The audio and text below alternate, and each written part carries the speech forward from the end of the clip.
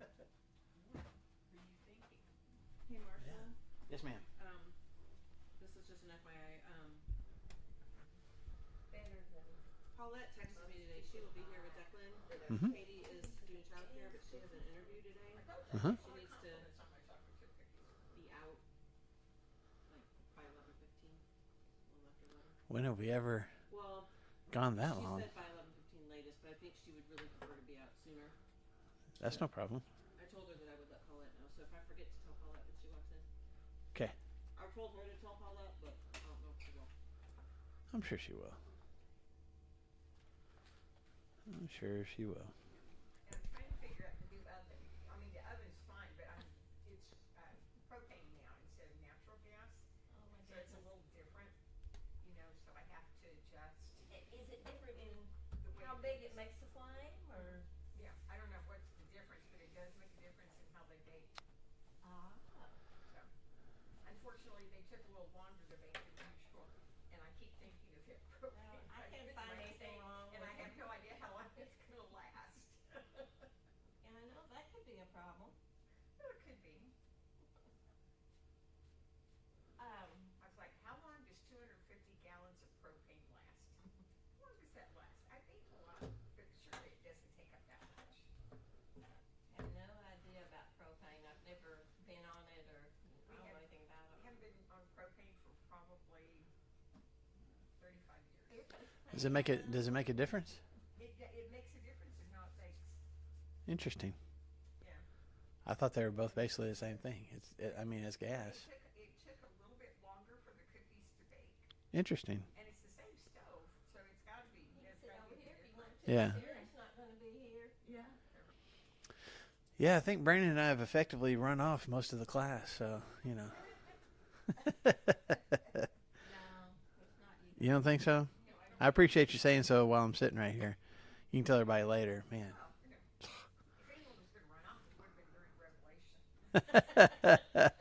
That's true. I don't know. I have to hang in there to see what we. Yeah, just where's this gonna? Yeah, how are we gonna tie this thing off? Yeah. Yeah. Yep. That was interesting. Yeah. So, Brandon should be in here in a second, but we're gonna tag team on class today. I'm kind of tempted to go put a bunch of sugar in A bunch of sugar and what? the coffee, like overload it with sugar. Oh, is it? What's wrong with it? As a prank, so that when he drinks it. Oh, It's pranking. yes. Is this coffee sitting out there? Huh? Is this coffee sitting out there? Do you not do you need something to drink? Do you need some? No, I'm good. I'm good. Maybe I do. I don't know, but I'm good this morning. So, I still haven't gotten to the point. I drank coffee. I drank a cup at camp this summer because I had like on Wednesday at camp. It was the weirdest thing. I just woke up and like had lost my voice, and it kept getting worse. Or I was starting to lose my voice. It kept getting worse as the week went on. So like by Friday, I'm barely above a whisper, which usually happens, by Friday. I got you, Brandon. I got you a spot, man. A spot for me? Yeah. Anyway, so I actually drank a cup of coffee just to have something warm on my throat, see if I could get it, get my voice back a little bit. Maybe, but I've still decided, I don't like if I'm going to start drinking coffee, I'm going to have to choke it down. I'm going to have to force myself He won't do to it. just drink it. He won't do it. I might one of You these tried days. and I did at camp. That's what I was just saying. I did at camp. Did you know I drank a cup of coffee at camp? bless. Are you okay? But it wasn't airship, so how could it It's it better, be? better right? than Folgers, but yeah. Okay, we're Krispy going to Kreme. jump into it because we got a lot of stuff to do today. So Judges, we're still in our study of Judges. This is Samson 3.0. The third story of So this is our third week of talking about Samson. which I know we're trying to get going. How far behind do you think that we are on our schedule? Like we made a schedule Judges. of this study before this class started. How far behind do you think we are? I think we're on schedule. Really close. I think we're 1 week behind. I think 1 week. Just one. Yeah. And I think it was It was Jephthah. accidental It was too. I think it was Jephthah. I think we took 2 weeks for Jephthah. We Oh had yes, done one I for gotcha. that. Yeah. So Whoa. anyway, we're doing all right right now. We're doing it. Okay, so just to recap real quick, Samson, really strong guy. His birth was predicted to his mom by an angel, and also said that Samson was going to be what kind of person? Nazarite. That's right. He's a Nazarite. And so the 3 rules for a Nazarite were you can't touch a dead body, can't drink wine or anything that has anything to do with vines, and you can't cut your hair. That's right. Okay? So those are the 3 big things. Now, what we have seen from Samson so far, especially in our class last week, how closely has he kept to those rules?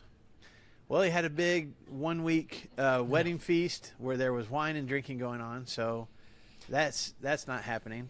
Yeah, that wasn't an oopsie daisy. He amazingly killed a lion with his bare hands, so that was cool. But then there was honey. The bees came into the carcass, and he reached into the dead carcass and got honey.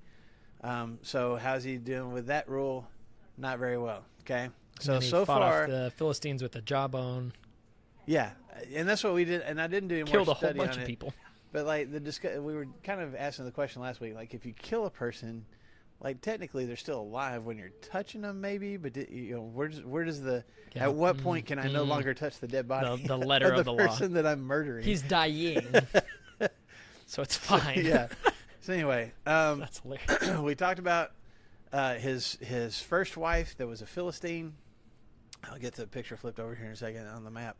But just that whole mess of him telling the riddle and the people couldn't solve it, and then they got her. They threatened to burn her and her father to death unless she found out the answer. She begged Samson and found out the answer to the riddle, and then he got mad and he went and killed 30 people to give the 30 guys 30 changes of clothes. And I was saying those might even be still like bloodstained clothes as far as I know. He's just like, here you go. And so then he left and went home, and then his wife was given to another guy, probably one of these 30 guys at the wedding. And then he comes back sometime later. We don't know how much later, a few days, few months, we don't know. But he comes back to his new father-in-law's house and says, I want my wife. And he's like, no, we gave her to somebody else. But here's her little sister, and she's prettier anyway, so go ahead and just take her. Dang, Dad. And he didn't want her. He wanted his wife. And so he gets mad and goes and catches a bunch of foxes and ties their tails together and sets them on fire and sets them off through the fields and the vineyards. And then the Philistines get mad, and so they do kill his wife and his father-in-law and burn them, set them on fire, burn them to death. So then he gets mad and goes and kills 1,000 of them with the jawbone of a donkey. So it's just this whole back and forth. Okay, and That's a lot happening in 2 chapters. We ended last week. I know you weren't here for it, but ended last week just talking about just like it really is a classic example of how like you never get even. You always do worse to the other person. That's a horrible example of it because there's so much death and destruction. But the principle is the same. Like retaliation is never a good thing. We never get even. We always do a little bit worse, and we always feel justified in doing what we think we should do. Whereas, I mean, God says multiple times, especially in the New Testament, hey, you need to forgive. You need to let it go. You need to let me be the one that gets revenge for you. Flesh doesn't want that. Yeah. So that's one of the lessons that we got last week. Now, Judges chapter 16. Okay. I wanted to get to this last week, and so I'm going to do this real fast here at the beginning of class. I'm going to leave most of the time for Brandon to talk about the rest of 16. But look at those first verses there. I'll just start reading verse 1 of chapter 16. One day Samson went to Gaza, where he saw a prostitute, and he went to spend the night with her. The people of Gaza were told, Samson is here, so they surrounded the place and lay in wait for him all night at the city gate. They made no move during the night, saying, at dawn we'll kill him. I don't know why they were waiting, but they're like, wait till morning, I guess. Sleep, bro. But Samson lay there only until the middle of the night, and then he got up and took hold of the doors of the city gate together with the 2 posts and tore them loose, bar and all, and lifted them to his shoulders and carried them to the top of the hill that faces Hebron. Just a real quick story. Just, hey, here's how strong Samson is. So, a couple things about this. He's lost one wife who was a Philistine. He goes to Gaza, and this is a city in the same area where the Gaza Strip is nowadays. So all the controversy that's going on with Israel and Hamas and all, like, this is centuries old area of conflict. Okay, But that area was usually controlled by the Philistines. Let me get the map up real quick. Nice map.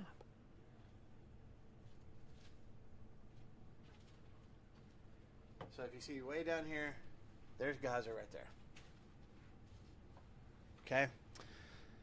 So Samson lives in this area right here on the border of Judah, but he goes all the way down here to Gaza, and there's just a certain prostitute there that he ends up sleeping with one night. And so, you know, these guys lay in wait for him. They're going to kill him the next morning. Again, I don't know why they were waiting until the next morning. If they're there, Had some kind of what are strategy. we waiting for? So I don't know what the strategy was. How do you kill the Hulk? Wait until what?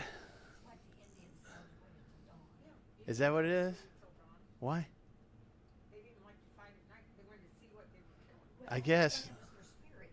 If their spirit got killed, I mean, if they got killed, then their spirit wouldn't. What? Are you serious? That's cool. I never heard that. I watched a lot of Indian. Yeah. That's cool American history. Okay. I had no idea. Interesting. Okay. For those of you watching online, apparently Native Americans would not kill people at night because their spirit wouldn't go into the spirit world. They or didn't want something to like die. that. Yeah. Interesting. Okay. So the one thing about this feat of strength, I mean, he goes to the city gate and does what? Lifts the whole thing up. Tears the doors off the gate, the posts, the beams, everything, and carries them to the hill facing Hebron. Now, So that's not to Hebron. Is that the hill facing? it's a hill facing Hebron.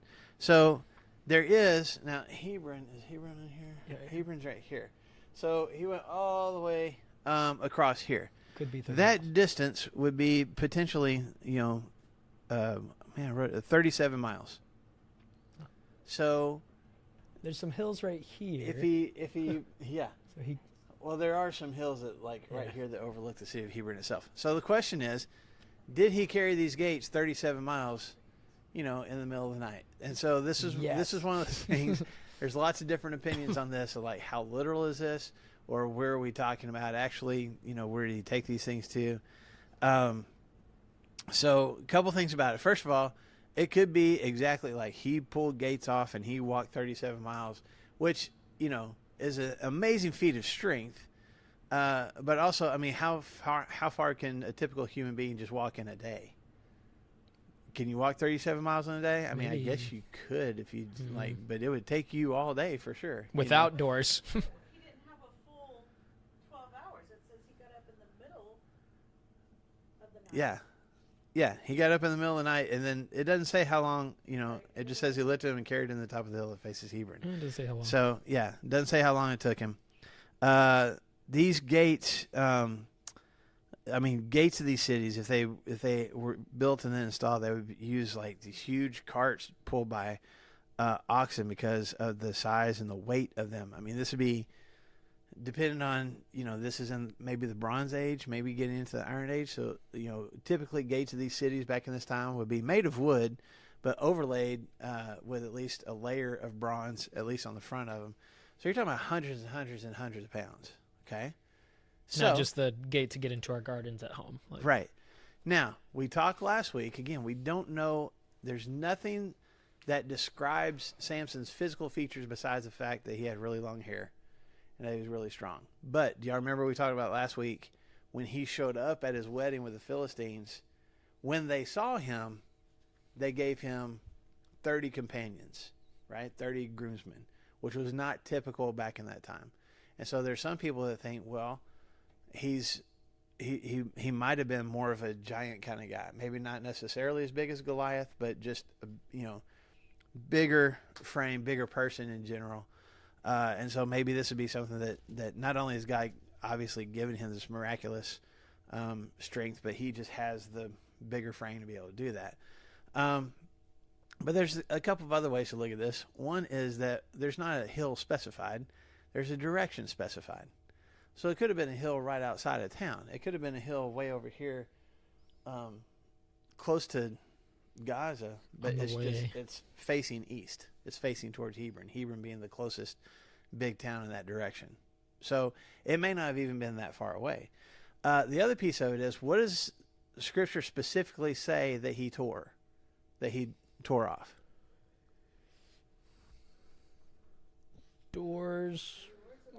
The Posts. doors of the gate. So some of these gates, and you can see this even nowadays in some of the old gates of, old towns or old buildings and castles and stuff, you would have the huge gate that could open up. And gates had to be big enough and wide enough for, carts or wagons or whatever to go through. But they would also, especially at night when they would close the gates could be closed, but there would be a doorway built into the gate, so you wouldn't have to open the whole giant gate if you were just an individual person needing to walk through. Does that make sense? So there's a possibility that he tore off doors, not necessarily however big the gate was. Okay? Just for whatever it's worth. And I don't think the point of the story is to get too deep into the weeds to figure out exactly what Samson did. It is more a description of, here's another incredible feat of strength. He's torn a lion apart with his bare hands. He's taken, a pretty good sized jawbone and killed 1,000 people with it. He's caught 300 foxes. I mean, there's just some amazing things that Samson has done. This is another example of it.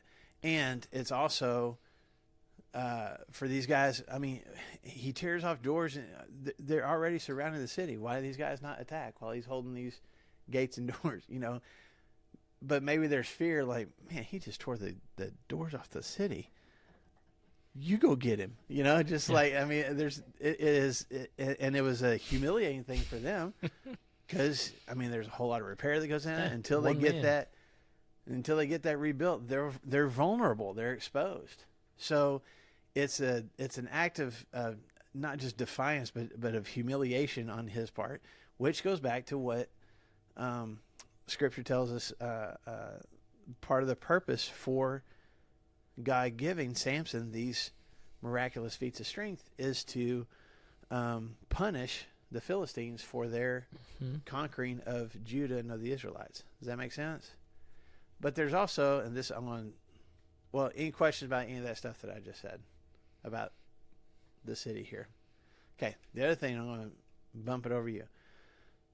This is yet another example, and we're going to get into the classic example of this amazing man with all this strength, with one, colossal strength, but also for sure at least one colossal weakness, which is what? Women. Ladies. Okay? And particularly, these women that are probably not good for him, and him having to, make bad choices or do destructive things because of his relationship with these women. And that continues to be, that continues to kind of be his track record, especially with this next woman that we're going to find out about. So I heard a long time ago, I think it might have been when I was in high school. I think Jackie Chestnut was the one that said it, or maybe I saw it somewhere else. But anyway, back in the 80s, when I was a kid, there was this action figure and a whole cartoon series about He-Man. Do y'all remember He-Man and the Masters of the Universe? Mm-hmm. And so they said Samson is the He-Man with a she weakness. Oh, the He-Man with a she weakness. That's like good youth ministry right there. That's pun right there. That's He-Man punerific. with the she weakness. Yeah. Unfortunately. So tell us more about his she weakness, Brandon. Well, I think we need to just take maybe 2 minutes. And I know that Marshall and I are the only males here physically. Online, maybe not so much or whatever. But do any of you guys have any favorite chick flicks? Typical, fun, silly rom-com chick flick movies. Anybody?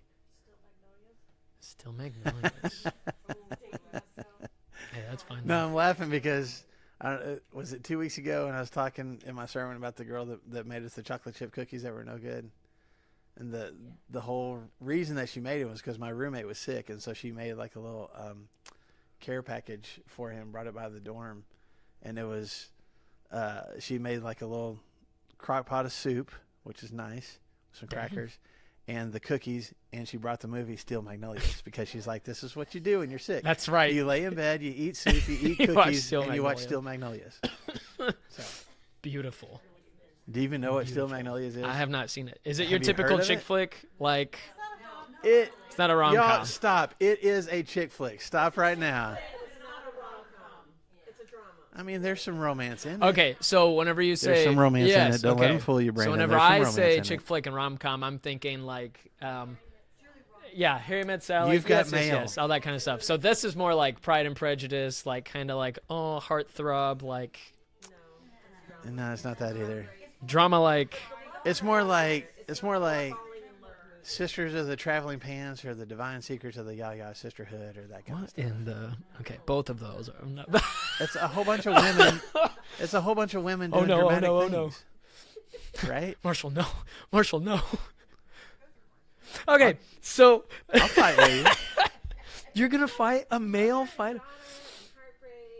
Okay. It's a whole bunch of women it's not- doing it's dramatic not a- things. Yeah. Julie Roberts. It's not like a laugh and like, oh, love interest, laugh, and then like, oh man, they actually do love each other, and then there's like silly stuff. It's that. Okay. And then 5 seconds later, you'll be laughing. Like it's Okay. Yeah, it's Interesting. more like a mother-daughter relationship. Okay. Okay. Yeah. I was like, how dare you say that out loud? Anybody else?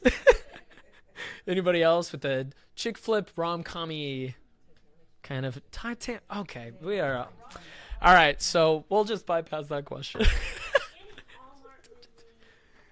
Oh, the Hallmark Okay. Christmas movies. Yeah, Which the cheese. now the Hallmark Channel like, has them on 24/7. You Yeah. can watch them anytime you want. Man, that's awesome. There's my wife. I'm not a super big. Well, my wife loves like rom-coms and like kind of chick flicky movies and those kinds of things. And there's a couple of rom-coms that I'm all about. But I feel like that there's a couple of central themes that are the same.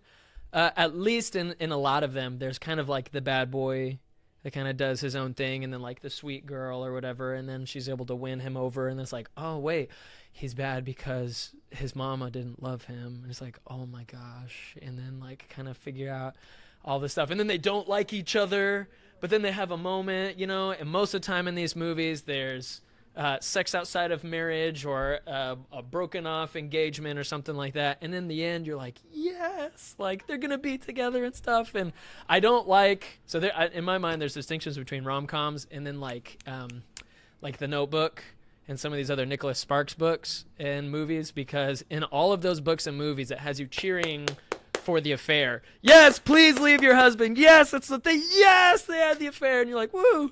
Not about that. But Samson and Delilah, it's like all of like this weird flirtatious stuff, but it ends in Samson having his eyes gouged out and dying a terrible. Well, spoiler and alert. glory- Holy Hey, cow, hold haven't on, even hold gotten on, there hold yet. on. Good You see it grief. all in the previews anyway. We're just watching how it all plays out. Where was that in Steel Okay, so, Magnolias? I yeah. don't even remember that Yeah, part. is that a scene in Steel Magnolias? All right, It should I'm not be. watching it then. It should be. Okay. Let's read just verse 4. Just verse 4. Linda, will you read verse 4 actually? Because you're talking about Samson. Go for it. Of verse 4 of chapter Judges 16. Yes. After this, he loved a woman in the valley of Sorek. Mm-hmm. whose name was Delilah. Great. So that's perfect. You did wonderful. According to Marshall and what we've read in Scripture, from what we know of, what number of women is this for Samson? Third. Okay, so Third time's a charm. We're seeing that the He-Man did have a sheep problem. Because how did the first two ladies go? Well, One of them was burned. one was burned to death. The other one was a prostitute. Okay. What is distinctive about the verse that Linda read? About what's different about this lady? Oh, I fell in love. And guess what? We know this chick's name. That's we don't true, know too. the other That's true, girls' too. names. So what is it? Now I will say for the first one, his first wife. I mean, We do know he a little bit he about her. liked her, and then later on he went and talked to her, and he's like, "Oh yeah, I do want to marry her." So I mean, And then he said, "Hey, can I be with you?" And Dad was like, "No, you can be." yeah, so yeah, but that's really not his fault. I mean, yeah. okay, he left the wedding in a huff, and left her for several days. But And she ended up being burned. yeah, Literally. anyway, go ahead back to Delilah. There's something distinctive because in the very first lady, the courting phase was go get this woman for me. She seems right. So there's lust and there's possession. Definitely not something that this is the bad boy in the Not to rom-com. build a relationship Yeah, on. this is the bad boy in the rom-com of like pump the brakes. I'm not even like having a drink with you. Like you're gonna stay off over here. But he goes and marries her anyway, and apparently it's an okay, something like that. But it's all about lust, and it's all about possession. The second one that Marshall just talked about, this is a transactional relationship. He's got money, he's paying, and so she Sleeps with him. There it is. Is there commitment?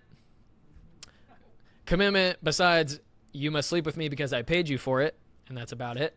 But then this word of sometime later, he fell in love with a woman, and her name is Delilah.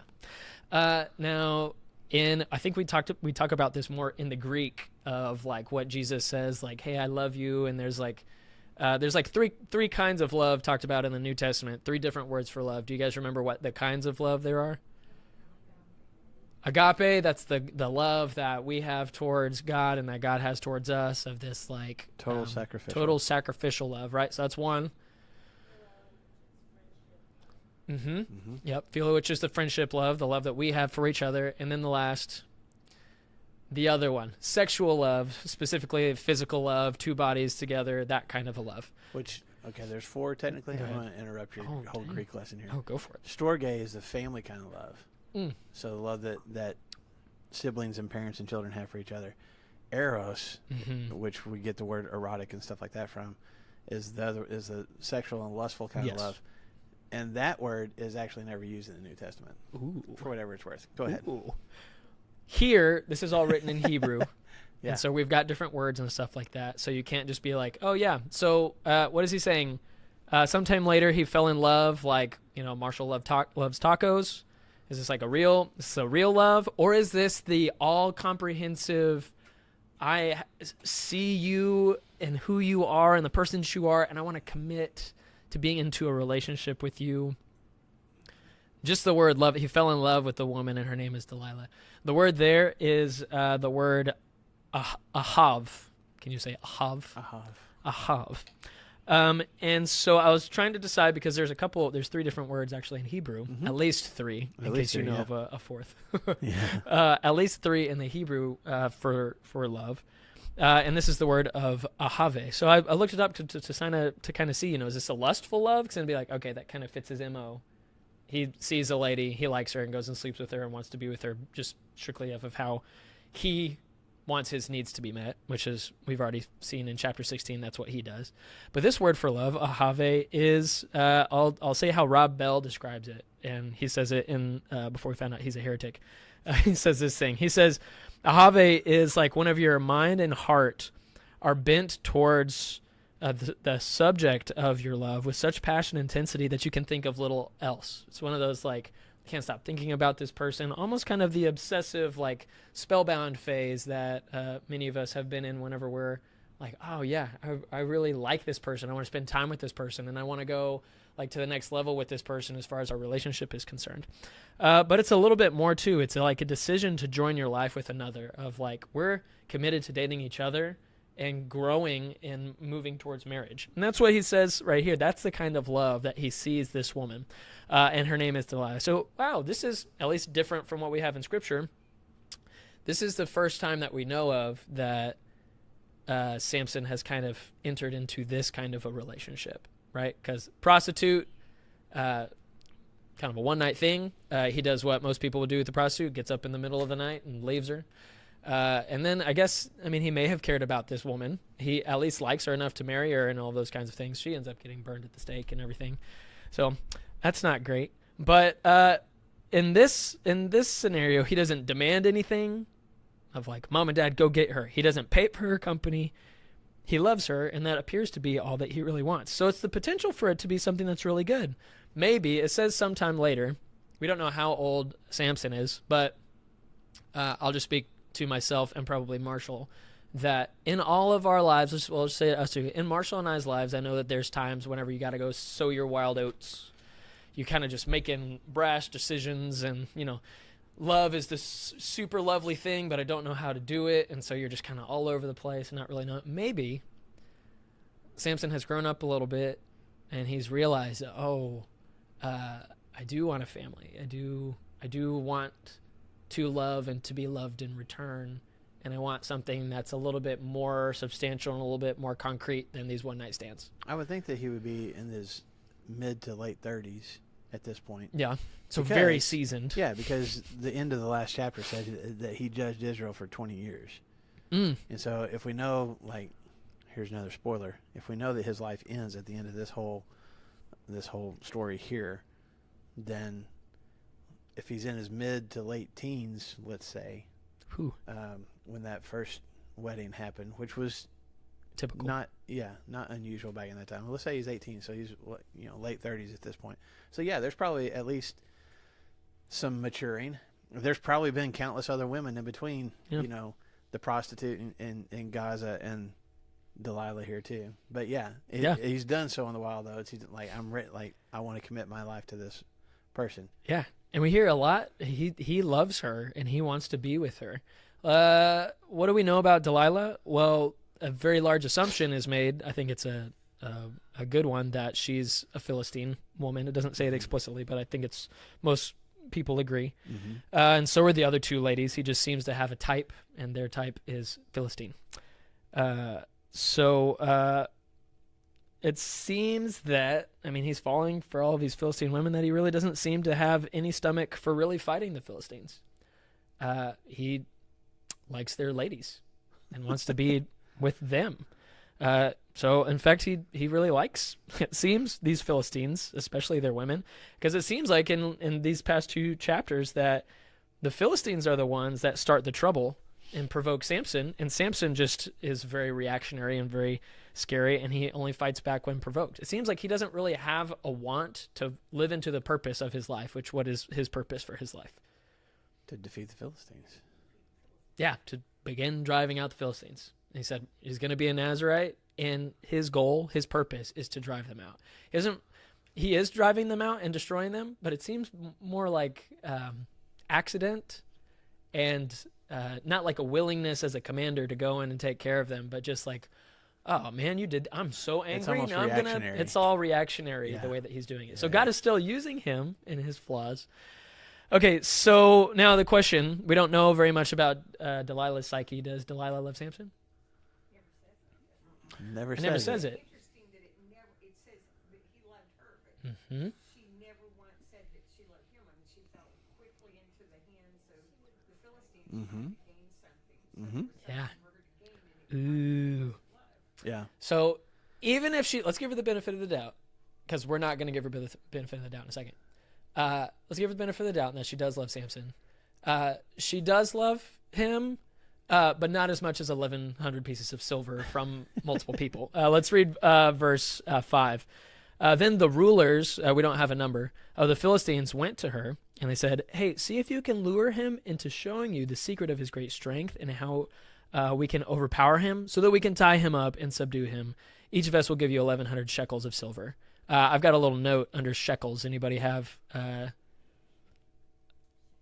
note? Extraordinary generous payment. Yeah. And 1,100 shekels would be 28 pounds. I got the 28 same. pounds. Not Of at silver. least twice. I don't know how many rulers we've got coming up and talking to her, but that's a lot of gold. Like, that's a lot of silver. That's a lot of money. That's a lot of currency. So maybe she does love Samson, but not as much as She loves money 28 pounds of money. That sounds pretty good. In her defense, they said they were going to subdue him. They didn't say they were going to torture him. torture, gouge out his eyes, put him between two pillars, and ultimately, Correct. yes. Man, Well, we are full of spoilers and today. he ends up killing himself and stuff too, which I do have confidence that we can finish chapter 16, just so you guys know. Okay. No, I really do. Okay. Okay. So here's the way I want us to see Delilah through Samson's eyes, because it's really easy for me. I confessed this to y'all 2 weeks ago. I have a really, really hard problem seeing any good in Samson. I know that God uses him and he's chosen. I also know that he's got this miraculous birth. The angel shows up and says he's going to be consecrated, a Nazirite, he's going to be special just for God. He's going to be used for God's purposes to do all this. The Spirit of the Lord comes on him. The Spirit of the Lord comes on him times? multiple times, which was a rare event, and especially to have it multiple times in Scripture in the Old Testament is a huge deal. He's got this section in the Hall of Faith in Hebrews chapter 11 that exemplifies his faithfulness. And I see all of that stuff, and I look at all this, and I'm like, man, this guy is a terrible guy, though. But I want us to look at Delilah through his eyes. He sees her, and he's infatuated with her, and maybe he really does have this compassionate, tying soul love for her of like, I want to be with her. And sometimes can that kind of infatuation get you into trouble? Not from experience, of course, but can sometimes infatuation get you into trouble? Sure. What can it make you do? Stupid stuff, she says. Elaborate. No, it for sure. Oh, yeah. Breaking Uh-oh. curfew. Of course not. Of course not. No. Yeah. So specific. It for sure can put some blinders on. At Harding. And here's are the dates. Here are the officers that I talked to. It for sure can put some blinders on you to where even, I mean, you see it in other people's relationships. We're like, how do you not see this about this person, this bad stuff? And they're like, no. And they can't see it. And there's something about this love that at least Samson has for Delilah that he can't see it or does see it and doesn't want to and pushes it away. But she has her claws in him because this is like a win-win-win situation for her. She gets the attraction from this Mega Man, this He-Man, this conqueror of the Philistines, right? God's chosen instrument. She gets his attention exclusively. For sure, there's a sexual relationship here. So they're, having sex. This is my assumption. They're having sex and everything too. And all of that, she makes money on it. And Samson doesn't know that. And so she's making money, she's having sex, and she gets the attention of Israel's hero. And I was like, oh, this is it. So she is, some of the commentaries, they were like, she's a harlot. She's all of these things. She definitely has horns and claws, and she has sunk them deep into Samson's psyche. So that's just kind of I just want us to kind of see there. So we need to look at all this from Samson's point of view. We're going to read a bunch of verses here, 7 to 14. Okay. Well, let's just continue in verse 6. So Delilah said to Samson, "Tell me the secret of your great strength and how you can be tied up and subdued." And so Samson answers her, "Yeah, if anybody ties me up with 7 fresh bowstrings that have not been dried, I'll become as weak as any other man." Then the rulers of the Philistines brought her that stuff that had not been dried, and she tied him up with it. And they were hidden in the room, and she said, "Samson, the Philistines are upon you." But he snapped the bowstrings as easily as a piece of string snaps when it comes close to a flame, incredibly strong. And the secret of his strength was not discovered. And apparently those men are not discovered because in verse 10, then Delilah said to Samson later, "Oh, you've made a fool of me. You've lied to me. Come now and tell me how you can be tied." Verse 11, "If anybody ties me securely with new ropes that have never been used, I'll become as weak as any other man." Verse 12, so Delilah took the new ropes, tied them with him, and hides them in the room. Guy's a deep sleeper. "Samson, the Philistines are upon you." He snapped the ropes just as like they were threads. Verse 13. Okay, time out real quick, just for a second. Do they not talk to each other? Because this has already been tried once. The new ropes. That was our story last time when the people, like, he was hiding in the cave, and the Philistines come to the people of Judah and like, "Hey, we want Samson." And they're like, and he was like, "Just make sure you don't kill me. Just hand me over to them." And they're like, "Okay." And they tie him with what? New ropes. And so I guess they don't confer with each other. I don't know. Because it's like, would there not be somebody going, "Hey, you know what? I heard a story about what happens with it." No. That was a one-time thing. Let's try it again. That was a one-time Let's thing. try it again. Yeah, go ahead.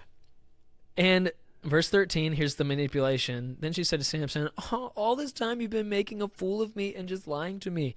Tell me how you can be tied." Which, what the heck? Like, Why do you keep asking? What kind of game do we play? And then also, like, what kind of like flirtatious tease of like, we're trying to like, and Samson he's playing a game kind of with her and thinks that she's kind of playing a game with him of like, maybe there's some kind of like just weird stuff that's going on, whatever it is. Samson's not really picking up on it though, at least from what we can tell. Samson may not be all that bright, by the way. He was a lot of brawn for sure. Yes. Let's see. He replied, this is the second half of verse 13. "Well, if you weave 7 braids of my head into the fabric of a loom and tighten it with a pin, I'll become as weak as any other man." This is the third time he said that. "I'll become as weak as any other man." I want us to hold that in our brains for a little bit. And while he was sleeping, Delilah took the 7 braids off his head, wove them into the this guy is a really heavy sleeper. Seriously. Or he just pretends or something like that. Braided it, wove them into the fabric, and tightened it with a pin, just as he said. And again she said, Samson, the Philistines are upon you. He awoke, pulled out the pin from the loom and with the fabric. And then she said, verse 15, this is the peak here. How can you say I love you when you won't even confide in me? This is the 3rd time you've made a fool of me and haven't told me the secret of your great strength. And with such nagging, she prodded him day after day after day until he was sick to death of it. I think that's one of the funniest lines in Scripture. He was tired to death I'm of gonna her die. nagging. I'm gonna die. I am going to die. So yeah. I am tired to death. I'm sort of tired to death, man. Okay. Post that on your social media Yeah. memes, man. I am tired. Nag me one more time. I am tired to death. So, besides the comedic properties of this story, try and see, especially in verse 15, what is Samson seeing? Either he's the dumbest sack of bricks that you ever met, or he's in love. And both of those, I've heard my grandpa say that lots of times. Sometimes it's the same thing. You're dumb as a sack of bricks, or you're just in love. Go ahead. No, I was going to say, but there's still, I don't doubt that there's a deep affection that he has for her. I mean, it talks about how he loves her and stuff. And she even says, you tell me you love me. But there's still, even if this is a complete, I am fully giving myself to you, wouldn't he have told her the first time? Like, there's still something, he's not fully into this. Yeah. You know, I think he's more in love with her than he's ever been with anybody else. I think there's more actual affection and love towards her. Mm-hmm. It's not transactional. It's not, ownership. It's not like that. This is definitely a relationship. But there's still, I mean, you guys know this, the healthiest marriages are the ones where you can be completely open and honest about everything with each other. And here's this one thing that she's got a point. Yeah. And I know she's coming from a manipulative, And he doesn't know that. I know, but I know she's coming from that direction, but she also has a point. Like, you say you love me and you're still lying to me. Mm-hmm. So yes, ma'am. Could it be like to him like a sexual game? Like Maybe. he's like Yeah. playing with it.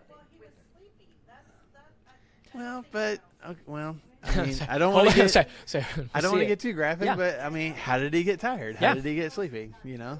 She's probably sleeping There- with him, and then he's worn out and tired, and then she does all this stuff. Like, And there there's- could be a withholding of, like, here's the deal, man. She's nagging him, and there could I'm be. not gonna sleep with you. Yeah, I'm not gonna sleep with you. You're gonna be asleep, but I'm not gonna sleep with you. Any of these kinds of, because she's trying. Remember, she gets the money whenever they get Samson, and from the first thing, it wasn't. She thought about, well, I love this guy. I don't know if I'll do that. It just immediately says, so she went to lure Samson to go do all of that, and so she's gonna play the game however she needs to play. So sex, if she is good at it, if she is good at this manipulation and everything, she could absolutely use that as a weapon and absolutely use that.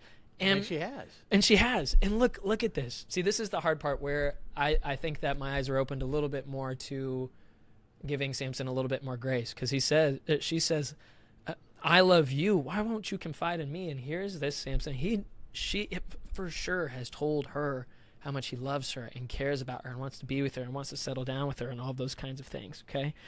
And so try to see this from Samson's point of view. Let there be no secrets between them. Like, she wants him to make himself vulnerable to her, but there's a lot at stake here, because he could lose his strength if all that stuff really happens. It's like marrying Iron Man, but never getting to see the man underneath. Like, you just married this, like, steel, very strong shell. She's like, let me break in and, like, see. And so there could be a part of him that's like, man, like, if I can tell her if I really can tell her if I trust her. Let's talk about that in just a second. Because, we all want a man like that, right? That's strong. Ladies, you all want a man like that, right? That's strong, but also vulnerable at the same time.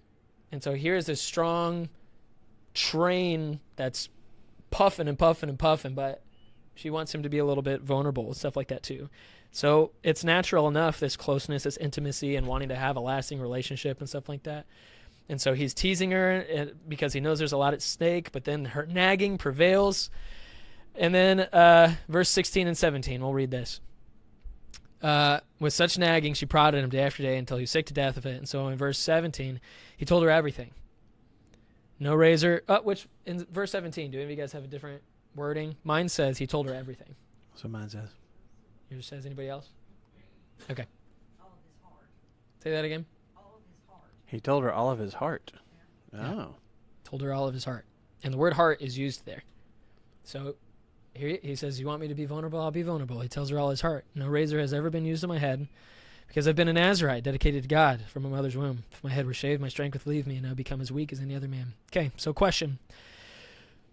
Why does Samson tell his secret and compromise his strength and commitment? Because he must have known that she was going to shave him, right? 3 times already he says what's supposed to happen. And 3 times she's done. So she has to know, or he has to know that that's what she's gonna do, right? So why tell her? Maybe he loved her so much that he thought, this is gonna make her be totally committed to me. Instead of him saying, why do you want to know? Why did he do these things?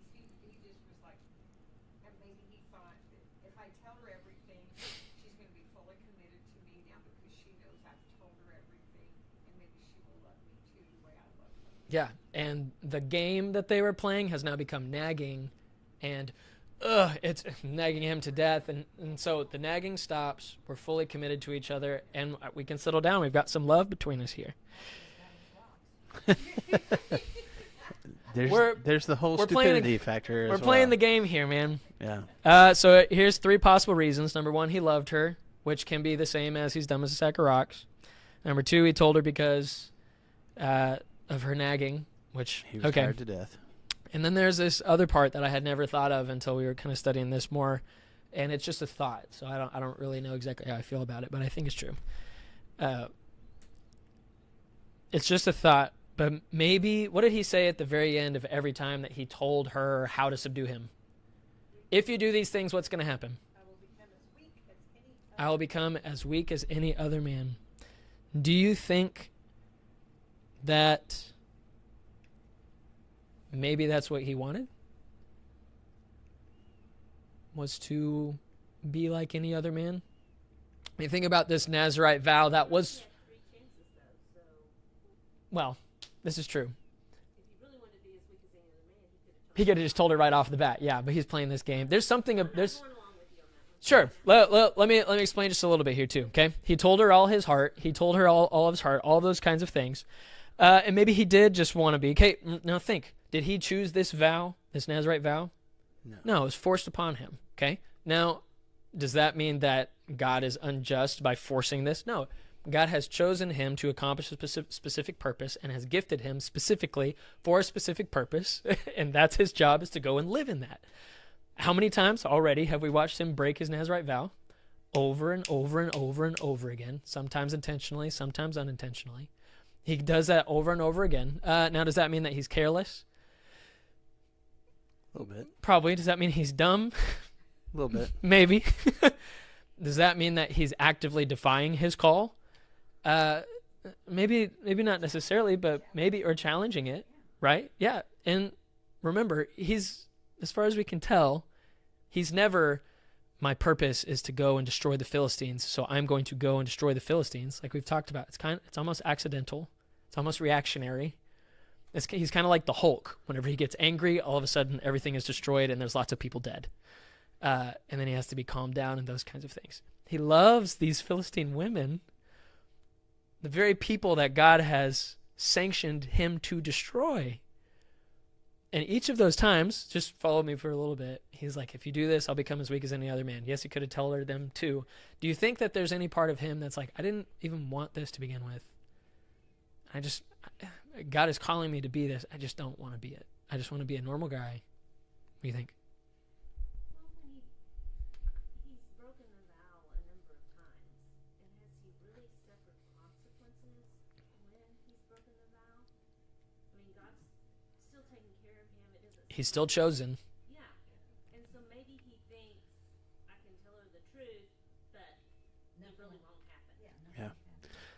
So because he gets what he wants, and the exact opposite of what he wants.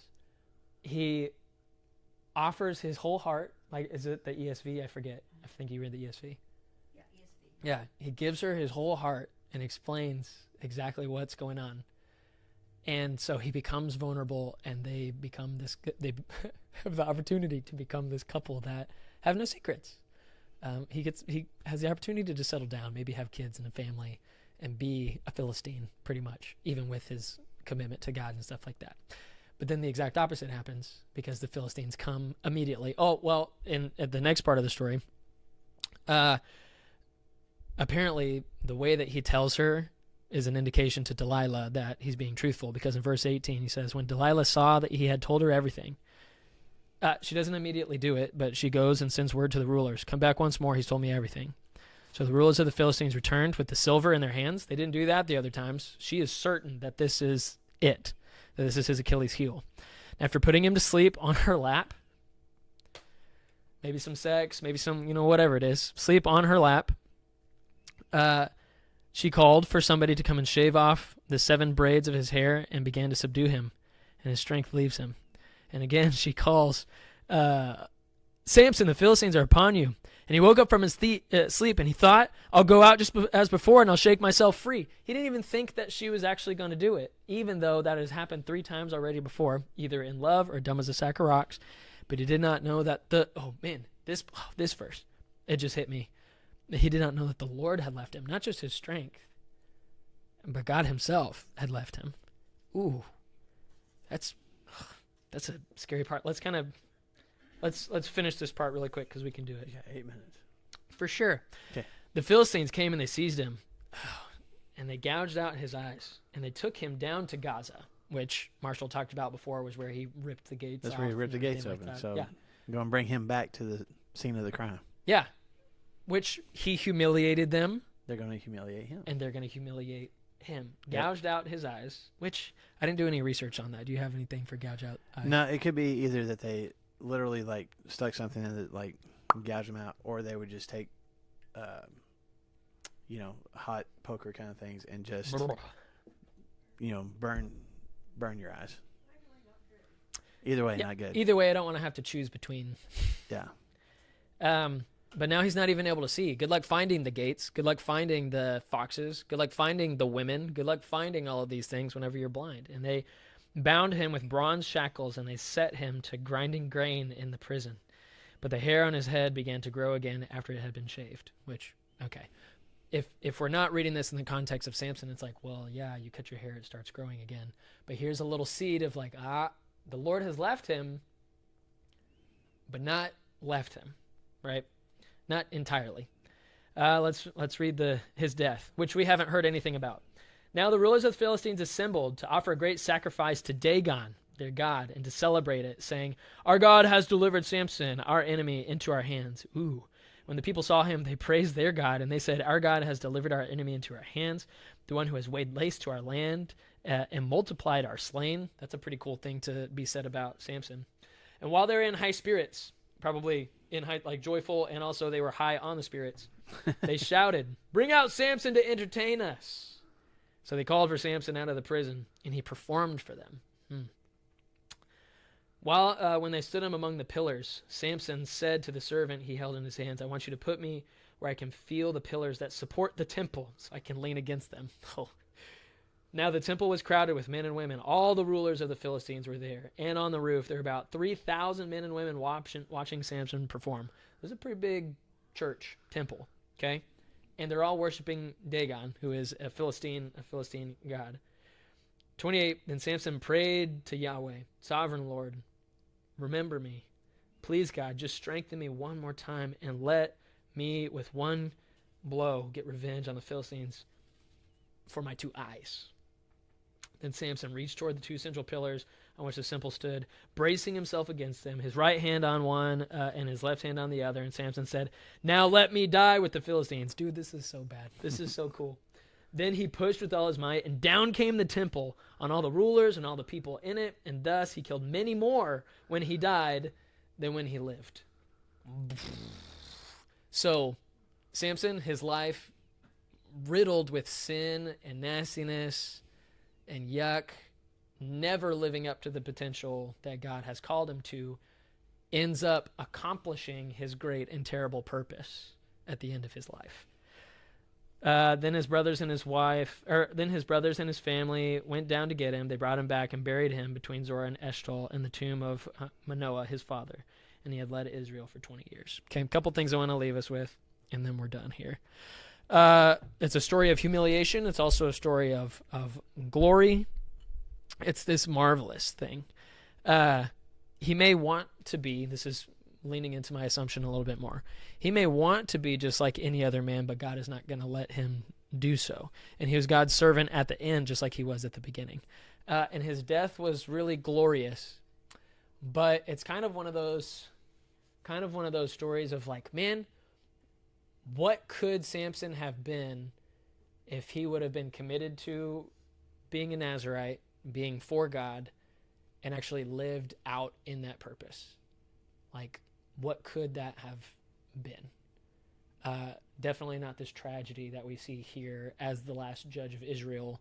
Before, I'm not excited to talk about it, but the next 2-3 classes are going to be riddled with disgusting, crazy stuff. Well, don't tell them that. They won't. Oh, show sorry. up. Very rom-com-y, fun, lovey-dovey stuff. That's all going to be in there, okay? So something that I think that we can think about ourselves is, as we look at Samson, we can look at Israel as a whole. Samson was this holy guy that's set apart, just like Israel was holy and set apart. Samson went out for other women. Israel went out after other gods. Samson called out to God to help him, and he did, just like Israel called out to God, and he did. And Samson was ultimately handed over to his enemies, and Israel was ultimately handed over to the Babylonians, and they were taken away into exile. So Samson's story is like a little microcosm of what's happening to Israel as a whole. And it serves as a warning to us as well, for us to be able, are we resisting God's call to holiness? We haven't taken a Nazirite vow, but through baptism and through our commitment to Jesus, we have taken a stand and a commitment for the kind of people that we're going to be. Even from that, we, just like Samson, have a choice to either live into that promise and press in and to try and be the godly men and women that God has created us to be, or to resist it. And at the end of our lives, it's sucky, but it's true. At the end of our lives, wonder, man, what if I would have really tried to live into the commitment that I made to God? Or whenever we get in front of God and he said, man, there was lots of opportunities that I wish you could have taken, and you could have pushed the kingdom so much farther, but you resisted this holiness. So do we serve God because we must, or because we actually love God? And at the end of Samson's life, he said, God, just be with me one more time to accomplish my terrible purpose. And he did. It stinks that it took him to the very end of his life to be able to do that, and I don't wish that, and I don't think God wishes that for us either. For us to get to the end of our lives and to realize, oh, I had lots of opportunities. God gave me a calling, and I just resisted it. I know I do that, and I say no, and I wish I didn't. But I want to try it and not do that. And so I hope that we can at least see that in Samson's life and maybe begin to see that in our own lives too. Yeah, I think just to piggyback on what you just said, as you're looking at Samson, comparing him to the Israelites, comparing him to ourselves, I think there's a lesson there, even in like when I do colossally fail, as he did, when I do walk away from that relationship, there's always a path back. There's God could have washed his hands of him. Like, no, I'm not giving you your strength again. You walked away from me. But he returns his strength, and when he does that, he does more than what he had done before. And I think maybe that's even for us, that it's not when we walk away from our faith, or when we even just dabble in something, that we shouldn't, because that's just more important to me right now than my relationship with God is. That when we work on restoring from our end, on restoring that connection, that God blesses us more than we ever even anticipate. And God reconnects with us in a, if we allow him to, in a greater way than he ever has before, and God can use even our mistakes and the consequences of those mistakes to do really good things for him moving forward. I don't think that's just a Samson thing. Yeah. I think that applies to all of us, for whatever that's worth. Yeah. So, anything from y'all? Any final comments, questions? Okay. I like that we sorted it out. It's either you're in love or you're dumb as a sack of rocks. And it's like those things can't Or be the all same. of the above. Yeah, you can be both. You can be both. Okay, so yeah, next week we'll kind of take a pause from the judges, but it's still during the judge's lifetime. So we're gonna go through a couple of stories as we get to the end of the book that either you have breezed over, most people have breezed over and have paid attention to, or some people are like, I never even knew that story was in there. So that's what we're going to talk about next week. So And please come hopefully- back. Please join us online if you can't be here. Go ahead. Yeah, at the end of this Judges series, just so we know, it's like that's what the whole book is like. No, just watching the plane crash over and over and over again. At the end of this series is the big light. Is here's what God's doing in the background, and I didn't even realize it. Yeah. And I'm excited to get there too. Yeah. So, but we have to work our way through some mucky stuff to get there. Yep. All right. Y'all have a good week. See you next Tuesday.